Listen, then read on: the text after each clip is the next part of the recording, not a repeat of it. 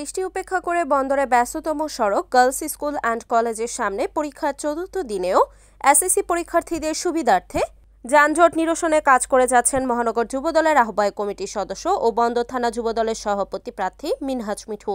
21 April রোজ সোমবার চতুর্থ দিনের মতো তিনি তার কার্যক্রম চলমান রেখেছে তার নেতাকর্মীদের নিয়ে। এ সময় উপস্থিত ছিলেন যুবদল নেতা মোহাম্মদ মনির, চৌধুরী আমির, মোহাম্মদ মহসিন, মোহাম্মদ আসলাম, মোহাম্মদ সমীর, মোহাম্মদ সুমন সহ বন্দর থানা যুবদলের নেতাকর্মীরা। এসএসসি পরীক্ষার 2025 সালের এসএসসি পরীক্ষার্থীদের জন্য আমরা যানজট নিরসনে বন্দর থানা যুবদল কর্তৃক প্রতিটা স্কুলে আমরা এই যানজট নিরসনের কাজ করতেছি এবং মহানগর যুবদলের আহ্বায়ক মনিরুল ইসলাম সজল এবং শাহেদ ভাইয়ের নেতৃত্বে আমরা প্রতিটা পরীক্ষার্থীদের সুরক্ষার জন্য আমরা যানজট নিরসনে কাজ করব এবং আমাদের চতুর্থ দিনের কাজ আজকে সম্পূর্ণ হলো। এভাবে আমরা প্রতিটা পরীক্ষার জন্য আমরা যানজট নিরসনের কাজ করব।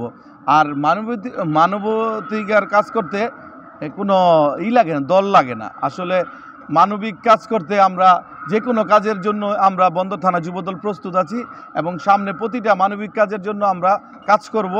এবং রিপোর্ট মেহেদি হাসান প্রান্ত, NAN TV, নারায়ণগঞ্জ।